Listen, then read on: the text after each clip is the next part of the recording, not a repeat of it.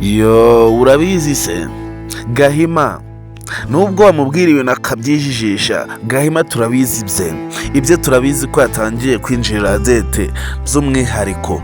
Ese guys, ive we aya makuru we kayamenye akaba yafakinze, akaba yagize ibintu bya burage, kandi tuzi ko ibintu byose aba ari ukuri, kandi koko tukaba tuzi ko nta nduru ivugirwa ubusa ku musozi. Ese ive we kabigize ibintu by'imikino ntari guhemukira Jojo? Guys, turabizi ko Gahima ubu ngubu yatangiye kugira ngo abe yagirana umubano wihariye we na dete. Turabizi ko Gahima ubu ngubu yatangiye kwinjira dete ngo babe inshuti zihariye. Guys, nimba uri umukunzi w'ibanga rero ndagusaba kugira ngo nibugeze hano ku Venke Empire bakora subscribe matugome tugende mu ndikoro byose turwa munsi ku munsi. Ese guys, wowe iyo utekereje ko Jojo ndetse na Gahima batandukanye, wowe wumva umeze ute? Ese wowe wumva ko Jojo na Gahima urukundo rwabo rwarangirira hano? Ese guys, ubona bikwiriye? Guys, turabizi ko Jojo akunda Gahima byahatari, kandi na Gahima twari tuzi ko akunda Jojo ku buryo atigera mubangikanya n'undi wundi. None tukaba tuzi ko Gahima ubu ngubu yatangiye kujya kwinjirira dete. Guys, birababaje. Guys, nimba uri umukunzi w'ibanga rero ndagusaba kugira ngo batanga ibitekerezo byawe, wambwira ukuntu wiyubaka kuri filime yacu Ibanga. Gahima we atangiye nawe kuba yadakareza icyizere. Gahima nk'umuntu twizeraga muri Gasharu nawe atangiye kuduhemukira.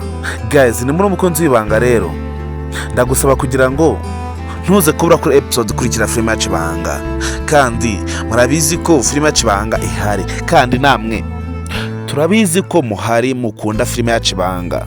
Guys, rero niba uri umunyamuryango wa filime yacu Ibanga ndetse ukaba uri umunyamuryango wa Miss Nyambo, ndagusaba kugira ngo tuze guhurira kuri episode kurikira filime yacu Ibanga. Guys, ese tuganire kuri filime yacu gatoya. Ese filime yacu Ibanga ubona itari kuzamo uruvangirane?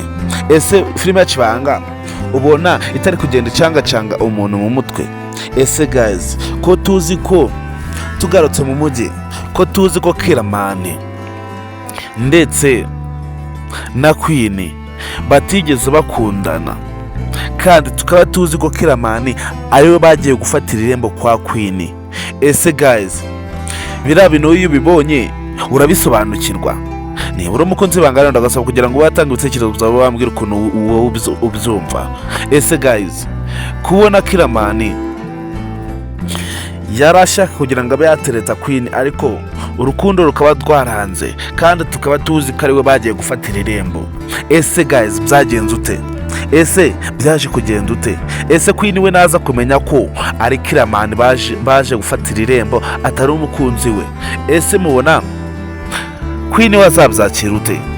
Guys, biragoye ko Queen azahita yemera Kiramani, kandi hari igihe Queen atemera kuba yabana na Kiramani. Ese guys, mubona filime yacu Ibanga itari kugenda icangacanga umuntu?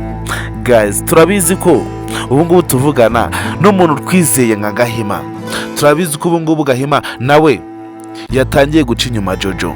Ese guys, filime yacu Ibanga wowe uri kuyireba ubona iri kukwigisha iki? Ese filime yacu Ibanga ikwigisha iki? Ese wungukiramo iki? Ese guys, nkwibarije gatoya, ese ubona ibi bintu byose bitari kujya ku mutwe wa Yves?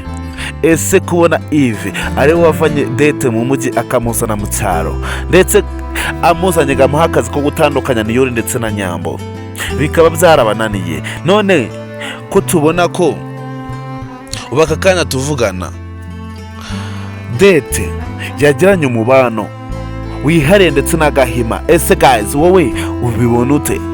Ese guys, ubona biriya bintu bishimishije? Guys, niba uri umunyamuryango ndagusaba kugira ngo ntuze kubura kuri episode kurikira filime yacu Ibanga, kandi ndagusaba kugira ngo ntuze kubura kuri bene sentire yose ziba ziri gucana kuri Venke Empire, kandi murabizi ukuntu tubemera cyane, murabizi ukuntu muri abantu b'agaciro kuri filime yacu Ibanga. Guys, Yves we akoresha umuryango wose.